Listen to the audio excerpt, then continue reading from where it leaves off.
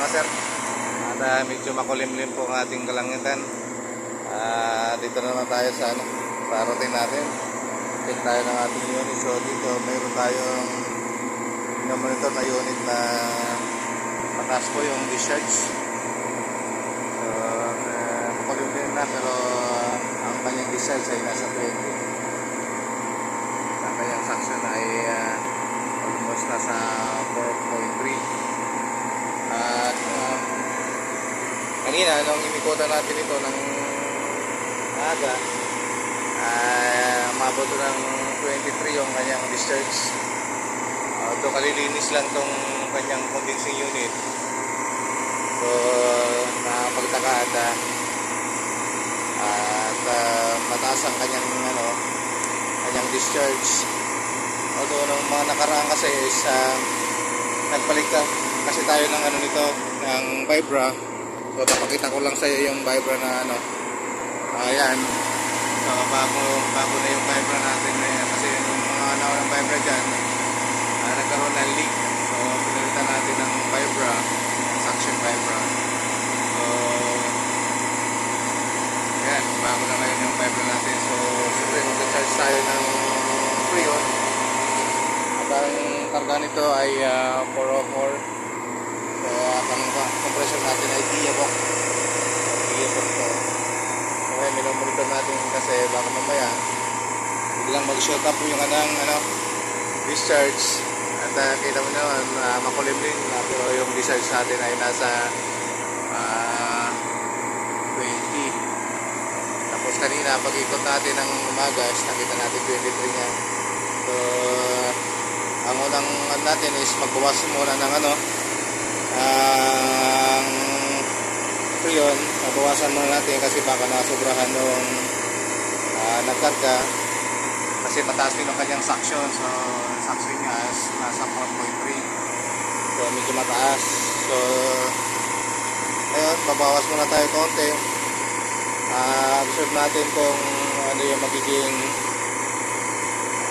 reaction doon sa ating unit, kung okay lang ba yung kanyang temperature, kaya bang palamigin. So bawas tayo ng ating refrigerant.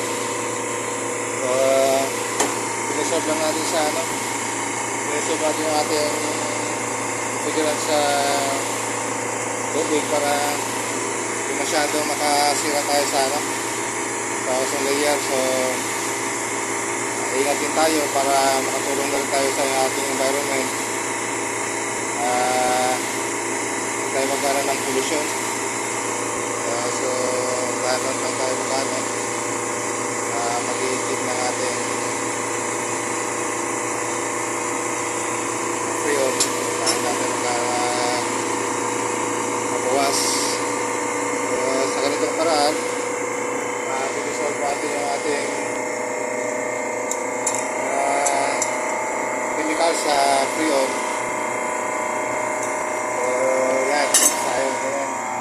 Sa ngayon makikita nyo medyo bumaba na yung ating discharge, at parang nagkakatapat na yung ating unit. Nakukuha niya yung temperature sa baba kasi bumaba yung ating suction. So ibig sabihin medyo maganda-ganda yung ating paraan para bawasan yung kanyang refrigerant.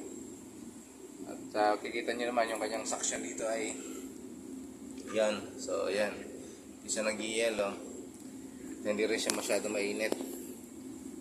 So nakaka-circulate na maayos yung ating refrigerant, at the same time yung compressor hindi hirap sa kanyang compression. So yun mga boss, at pinakita ko lang sa inyo yung mga ginagawa namin para ma-check at ma-maintain natin ang ating mga unit na efficient. So ngayon yun muna ang natin, bawas muna tayo ng ating refrigerant para hindi masira yung ating compressor. So ganitong compressor kasi mga sir, mahirap hanapin ito yung pesa.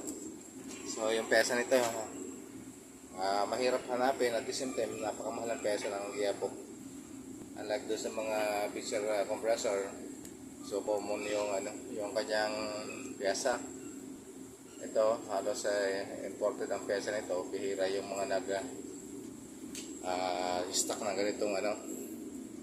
Makakuha lang dito yung mga installer nito at saka sa mga legit na supplier talaga. Doon lang tayo makakuha ng pyesa. Kaya mahirap yung although matibay siya, problema pagdating sa pag nasira, mahirap maghanap ng pyesa. So kaya ingatan natin para ano, hindi natin masira yung ating ano. So maprolong natin yung kanyang lifespan at hindi tayo masyadong gumastos ng napakalaki. Kasi pag nasira, yun, papalitan tayo ng buong compressor at mas malaki ang gastos. So dito tayo nagbawa sana sa discharge mga boss, mga sir. At shout out sa ating mga kasama dyan sa Frost Bulacan, si Sir Damsik, shout out sa iyo. At kay Sir BG, mga taga dyan sa Santa Maria, shout out sa ating mga taga kay Sir Tayaban. So shout out, baka naman magpamakdo ka at malaki na ngayon ang kontrata mo. So shout out sa ating mga team dyan sa Santa Maria, Bulacan. At shout out din dito sa team natin, dito sa Team Baklasan. At sa team ni ating ibang team sa QPB, kay Sir Robert, shout out sa iyo. So magandang araw at hindi ka-atar ang report ngayon. So umuulan-ulan na ang panahon. So hanggang dito muna mga sir, mga boss. At shout out pala dyan kay Sir BJ sa sa UAE at yung mga kasama niya dyan sa sa kanilang kumpanya. Shout out sa inyo at maraming salamat sa suporta. At kita tayo pag nakauwi kayo. So maraming salamat po at hanggang dito po muna mga sir.